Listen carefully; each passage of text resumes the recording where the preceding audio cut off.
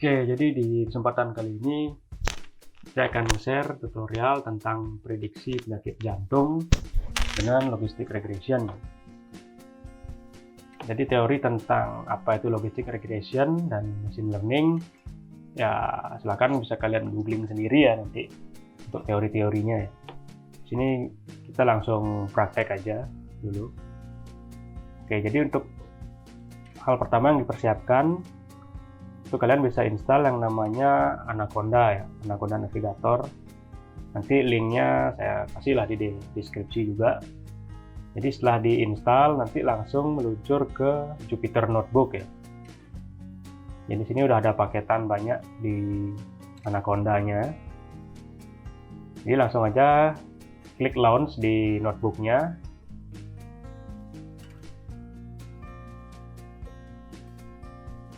Nah, nanti akan muncul tampilan seperti ini.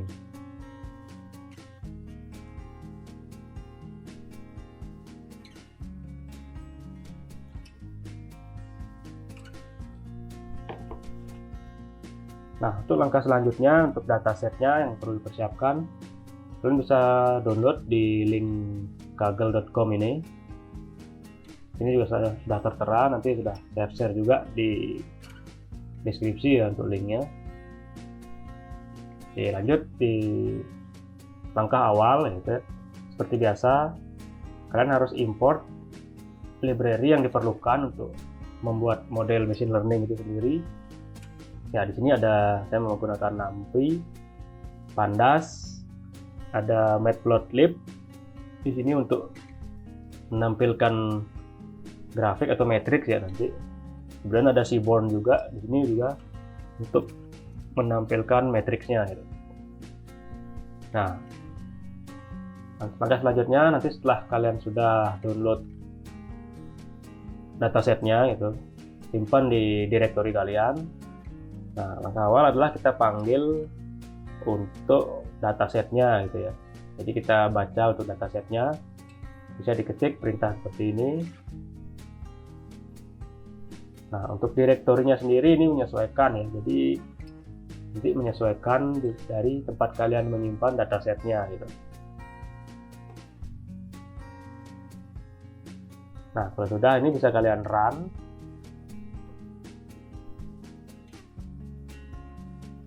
Nah, di bagian out nanti akan terlihat datanya itu seperti apa ya gitu. Jadi di sini ada fitur-fiturnya juga, ada age, ada sex, ada CV dan lain sebagainya ya. Kemudian di sini juga bisa kita lihat bahwa datanya memiliki 303 row dengan 14 kolom. Oke, ini langkah awal ya, kita membaca datasetnya terlebih dahulu. Kemudian lanjut ke bagian preprocessing ya. Jadi untuk prediksi jantung ini saya gunakan 3 langkah untuk preprocessingnya. Jadi yang pertama ada unique values, pengecekan untuk unique values, kemudian pengecekan untuk missing values-nya, kemudian yang terakhir adalah pengecekan untuk tipe datanya. Oke, di sini saya bedah dulu untuk yang cek unique values ya.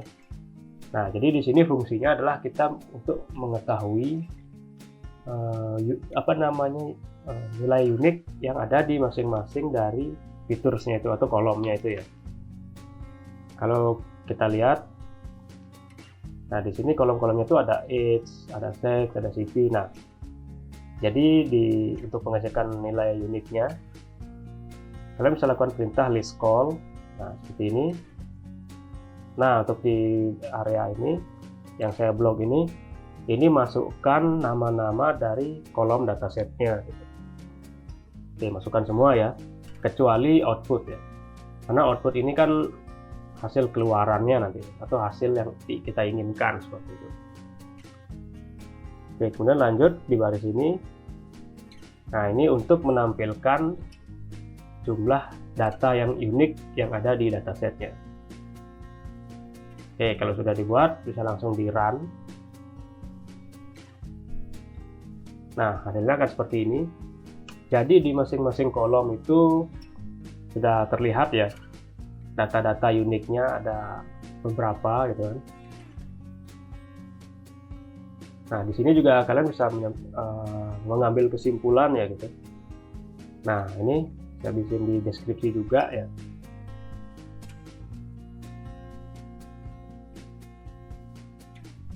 Nah, berdasarkan data ini juga kita bisa menyimpulkan bahwa di dataset ini sendiri itu ada dua kategori ya untuk fiturnya itu sendiri, yaitu pertama ada categorical feature dan continuous feature.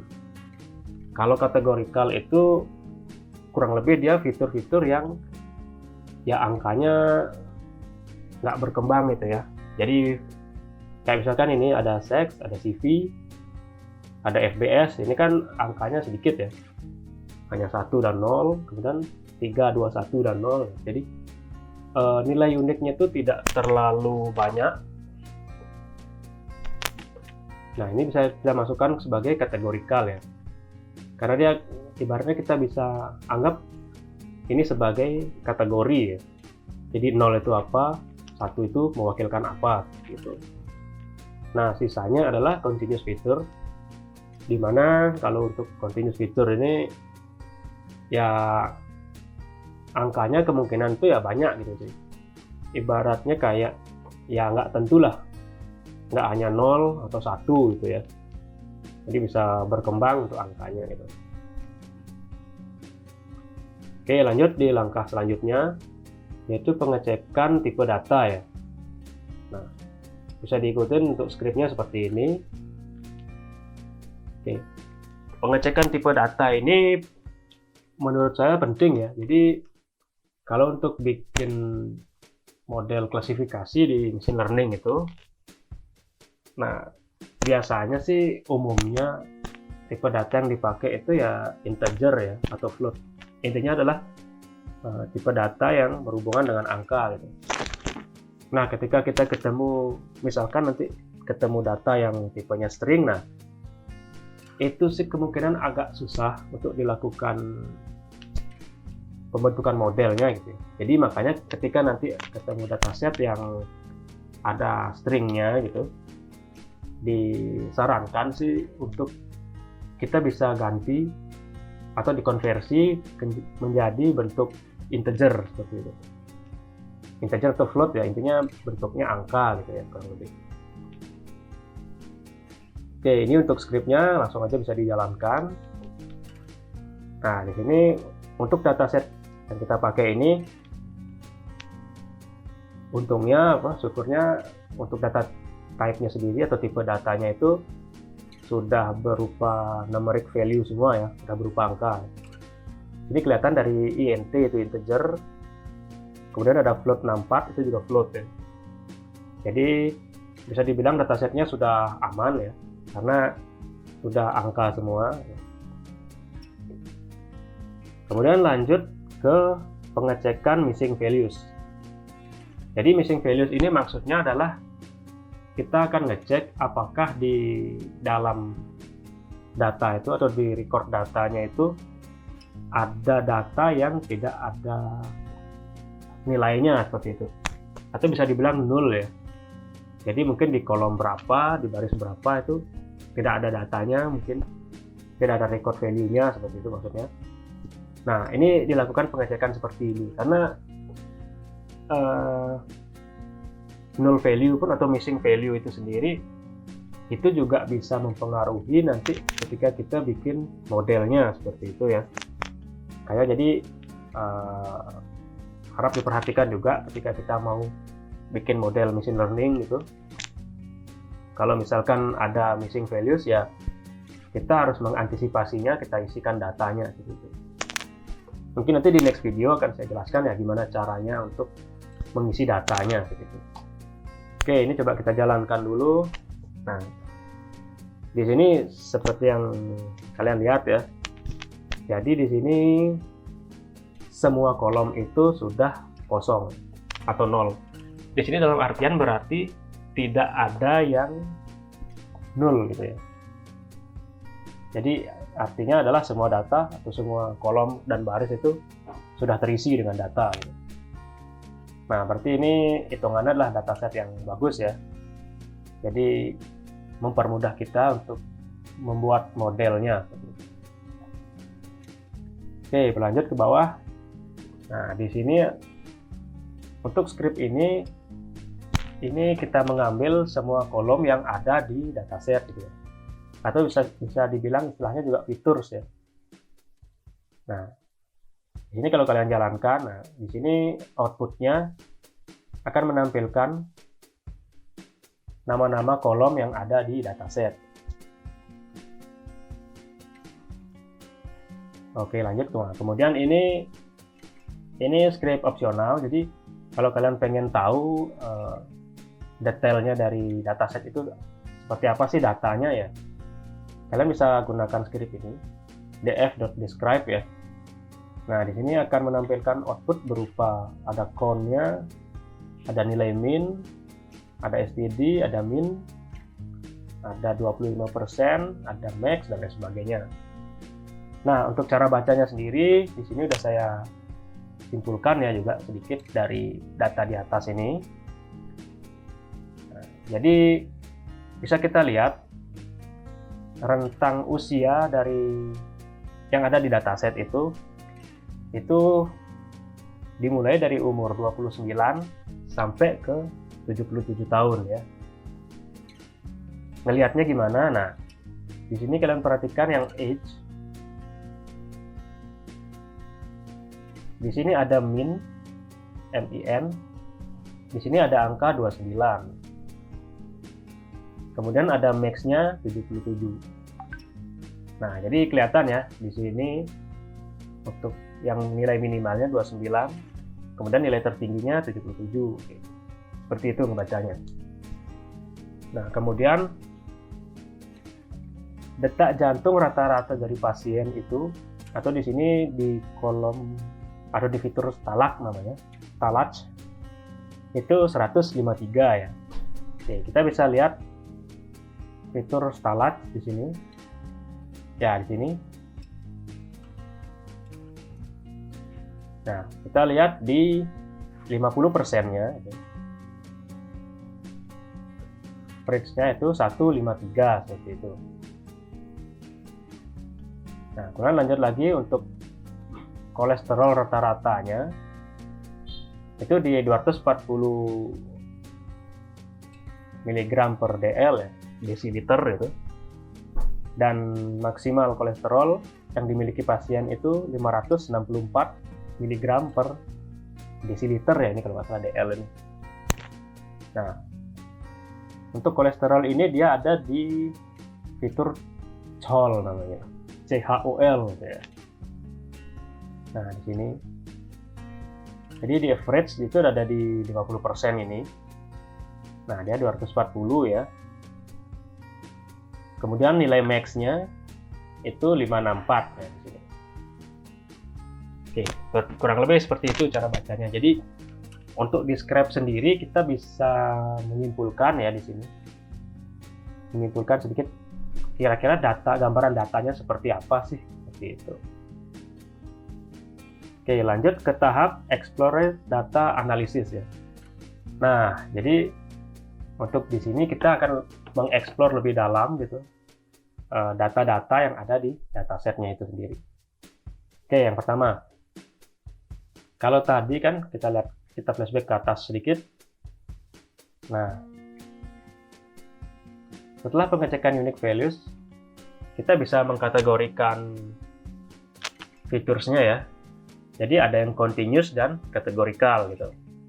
Oke, maka untuk explore-nya sendiri kita bisa bagi dua. Nah, untuk kategorikal bisa diikuti untuk script-nya seperti ini ya.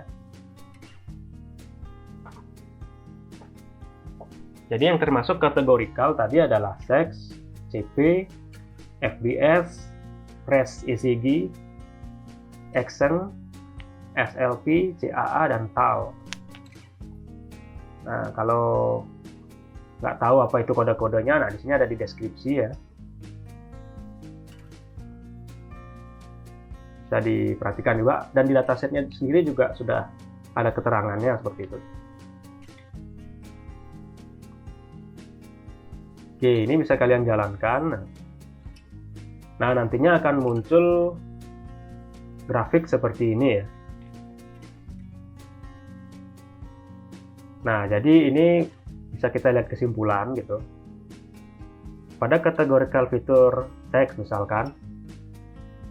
Nah, untuk kontribusinya terhadap kaitannya dengan penyakit jantung seperti itu, kita bisa lihat bahwa untuk yang satu ini ya, untuk keterangannya untuk yang satu ini adalah laki-laki. Kemudian yang berwarna biru ini yang 0 ini menggambarkan pasien perempuan ya, berjenis kelamin perempuan gitu. Nah, balik lagi ke grafik yang sebelah kanan. Jadi di sini adalah kontribusinya atau ibaratnya kaitannya jenis kelamin itu dengan penyakit jantung gitu ya. Nah, di sini bisa kita lihat. Nah, untuk yang warna oranye ini adalah yang terkena penyakit jantung. Dan yang biru itu yang nggak kena penyakit jantung gitu. Oke, jadi sini bisa kita tarik sedikit kesimpulan ya. Jadi untuk dalam dataset ini sendiri, pasien yang memiliki kemungkinan penyakit jantung itu adalah pasien laki-laki ya, mayoritas, sebagian besar gitu. Kita bisa lihat dari grafiknya, di mana pada jenis kelamin perempuan gitu, yang berwarna oranye itu lebih rendah dibandingkan warna oranye yang di angka 1. Nah, balik lagi untuk 0 dan 1 tadi di seks itu, 0 itu mencerminkan perempuan dan 1 ini mencerminkan laki-laki. Nah, untuk di tabel lain juga sama ya. Jadi kalian bisa tarik kesimpulan juga. Di sini ada CP juga, ada FBS, RES ECG, apalah itu istilahnya gitu ya. Oke, di sini nanti bisa kalian coba-coba juga di rumah ya. Jadi untuk kurang lebih kesimpulannya adalah untuk CP tadi itu kebanyakan pasien yang terkena penyakit jantung itu dengan istilah non-anginal pain ya. Jadi tipe misalnya penyakit dadanya itu kategorinya non-anginal pain. Jadi dia kemungkinan besar adalah pasien yang terkena penyakit jantung.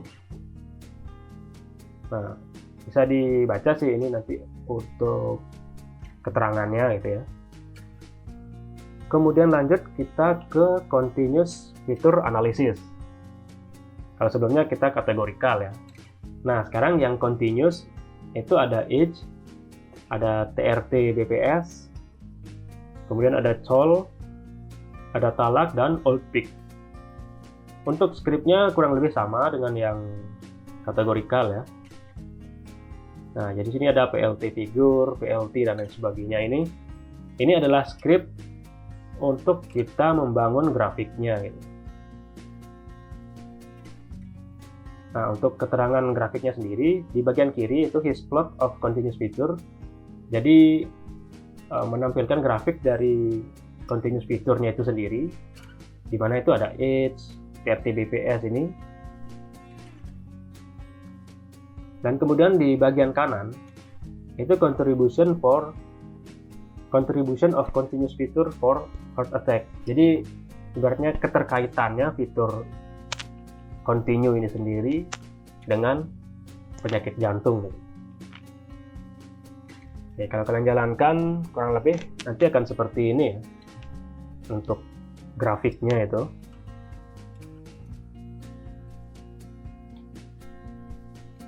Nah, untuk dari sisi age misalkan, di sini kita bisa ambil kesimpulan kalau pasien itu rentang usianya yang tinggi itu ada di area 50 sampai dengan 60 ya. Ini juga saya isi untuk kesimpulannya gitu. Nah, dan untuk usia sendiri keterkaitannya dengan penyakit jantung gitu ya. Nah, di sini ada grafik berwarna ungu ya. Nah, di sini kita bisa lihat dia menanjak tinggi.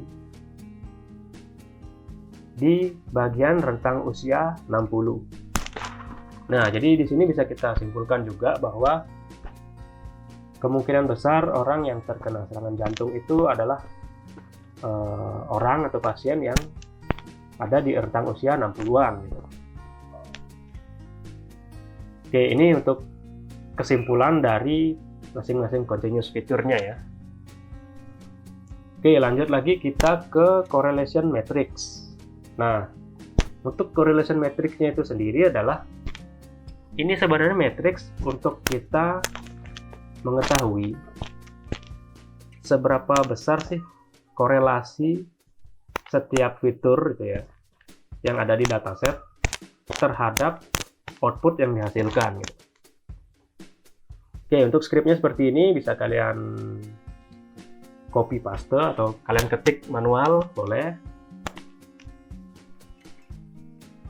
Bisa dijalankan juga. Nah, kurang lebih correlation matrix-nya seperti ini ya tampilannya. Nah, di sini ada angka-angkanya. Untuk penjelasannya sendiri, nah di sini kalau kalian lihat, di sini ada output di bawah ya, dan di bagian X-nya atau di bagian yang horizontal ini ada fitur-fitur yang ada di dataset. Jadi yang kita lihat tadi ada age, ada sex, ada CV dan lain sebagainya.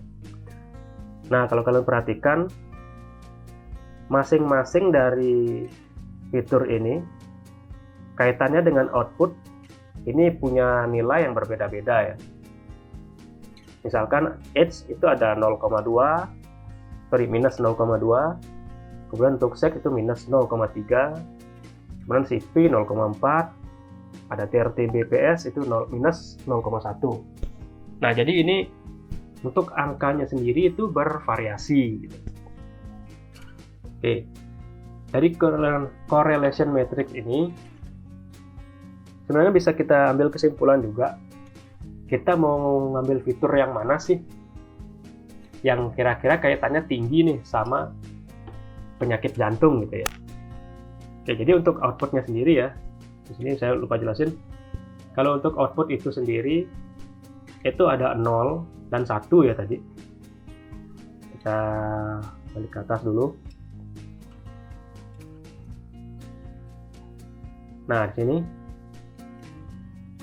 dia outputnya diisi angka 1 dan 0. Jadi maksudnya adalah kalau 1 ini adalah terkena penyakit jantung dan yang 0 adalah bebas dari penyakit jantung, seperti itu outputnya. Oke, kita maju ke correlation matrix. Nah, dari nilai-nilai angka yang berbeda ini, langkah selanjutnya yang bisa kita lakukan untuk bikin model machine learning-nya seperti itu ya. Jadi bisa kita lakukan namanya feature selection. Jadi istilahnya ibaratnya adalah kita mengambil fitur-fitur yang penting dari dataset itu. Cara ngelihatnya dia penting atau enggak, kita bisa lihat dari correlation matrix ini. Jadi semakin tinggi angkanya, bisa dibilang bahwa fitur itu semakin tinggi pengaruhnya terhadap output, seperti itu. Nah, simpelnya adalah, kita bandingkan nilai CP dengan TRT BPS ya. Nah, di sini CP 0,4, kemudian TRT BPS di sini 0,1 gitu. Nah, jadi otomatis secara logika bisa kita simpulkan bahwa CP punya pengaruh yang tinggi untuk menghasilkan output seperti itu. Nah, maka dari itu kita bisa belajar dari correlation matrix ya untuk kita ngambil fitur selection ya. Nah, di sini untuk saya pribadi untuk membagi atau mengambil fitur yang saya inginkan gitu ya. Untuk model yang saya buat itu, saya memutuskan untuk memakai fitur dengan nilai yang di atas 0,25. Nah, di sini untuk scriptnya ya. Jadi kita akan mengambil fitur yang punya skor di atas 0,25. Nah, kalian bisa ikutin skripnya seperti ini, kemudian dijalankan, dan hasilnya akan seperti ini. Oke ya, jadi secara tidak langsung, atau secara otomatis lah bisa dibilang, dia akan mengeliminasi fitur-fitur yang minim kontribusi gitu ibaratnya. Nah, bisa kalian lihat kan? Di sini age hilang. Kemudian apa lagi yang hilang ini? Ada CHOL ya, CHOL gitu. Nah, hilang juga. Intinya di sini yang keambil adalah fitur-fitur yang nilainya di atas 0,25. Oke, kemudian lanjut. Nah, sebelum kita implementasi untuk logistik regressionnya gitu ya, algoritmanya. Nah, di sini bisa kalian ngecek untuk nilai shape dari masing-masing featuresnya atau datasetnya gitu ya. Nah, di sini kita akan membagi dataset itu menjadi training data dan testing data gitu ya. Nah, di sini kita ambil fitur-fitur yang kita pilih tadi ya, yang sudah terpilih berdasarkan fitur selection. Nah, kemudian dicek untuk shape-nya sendiri. Nah, di sini saya lakukan transpose. Karena ketika tidak dilakukan transpose itu posisi X-nya nanti berubah gitu ya. Jadi supaya bisa melakukan pembagian training data dan testing data itu disarankan bahwa untuk nilai shape-nya baik itu data X dan data Y itu sama ya di depannya. Nah, sini 303, sini juga 303 gitu outputnya. Oke, di sini bisa kalian ketik untuk skripnya ya, bisa di copy bebas. Oke, selanjutnya adalah kita akan implementasi dari logistik regressionnya. Nah, untuk implementasinya sendiri itu akan import library ya dari sklearn namanya di sini. Nah, sebelum itu dilakukanlah pembagian data, di mana terjadi ada train data dan ada testing data ya. Nah, untuk scripts-nya sendiri juga cukup simpel. Jadi tinggal kalian ketik train test split. Tapi jangan lupa untuk import library-nya terlebih dahulu. Seperti ini. Oke, di sini kita gunakan test size-nya 0,2 ya. Dengan random state sama dengan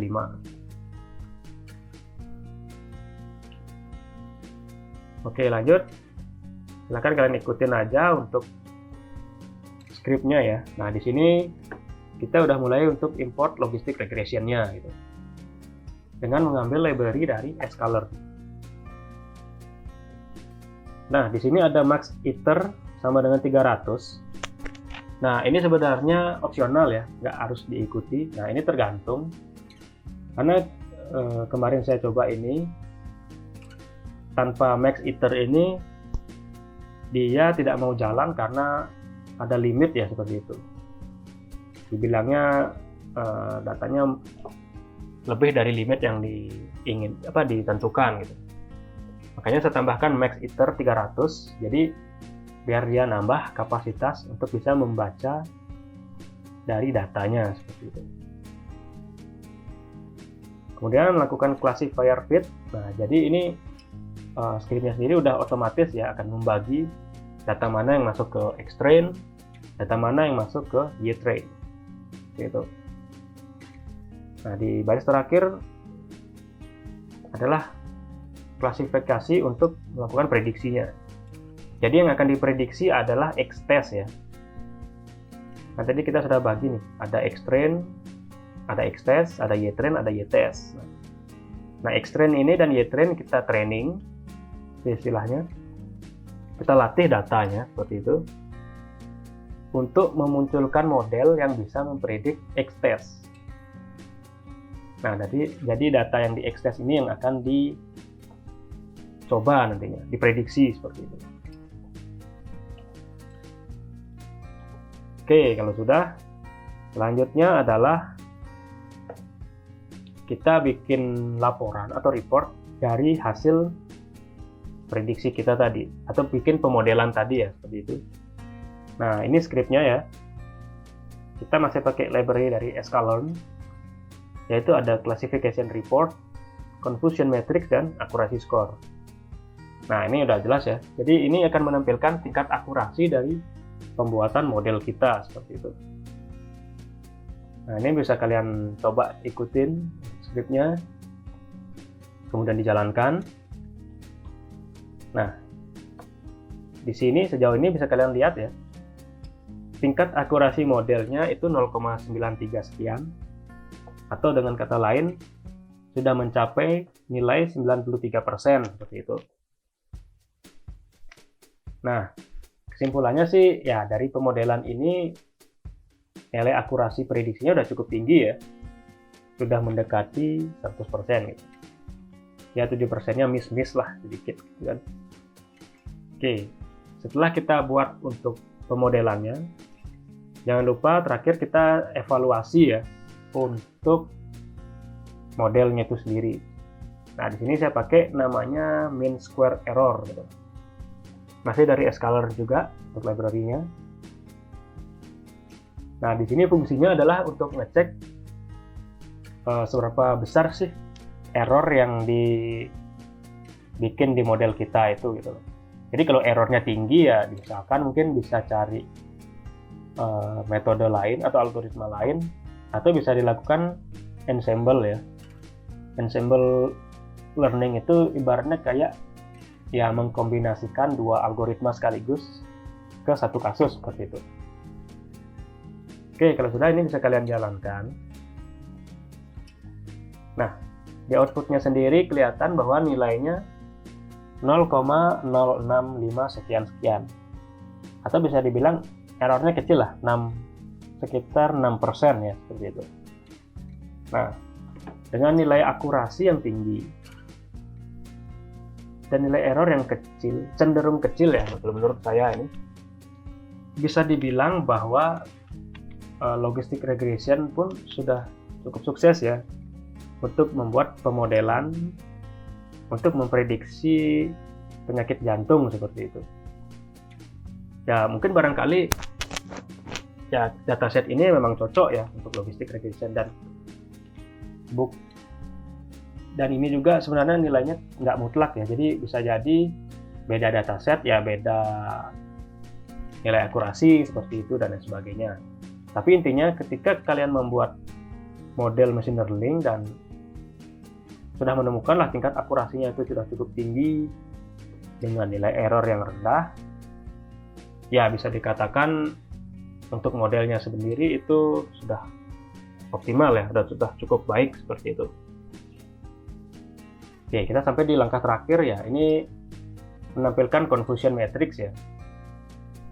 Jadi ini menampilkan bahwa data-datanya itu mana sih yang diprediksi dengan benar dan sesuai dengan nilai aktualnya, atau istilahnya true positif. Kemudian ada true negatif juga. Jadi nilainya apakah diprediksinya di aktualnya benar tapi diprediksi salah seperti itu. Kemudian ada false positif, ada juga false negatif ya. Oke, kurang lebih seperti itulah tutorial membuat heart attack prediction ya. Jadi membuat pemodelan prediksi serangan penyakit jantung gitu menggunakan logistic regression ya. Nah, ini ada juga sih saya buat di medium.com gitu. Yaitu ya berupa narasi sih untuk penjelasannya itu. Ya silahkan kalau berkenan ya berkunjung, kalau enggak ya nggak apa-apa gitu. Oke, mungkin sekian untuk video kali ini ya, semoga bermanfaat ya. Kalau misalkan ada yang kurang-kurang atau ada yang menemukan lebih baik lagi atau perlu ada yang dikoreksi, bisa disampaikan melalui komen atau apapun lah. Oke, sekian. Cheers.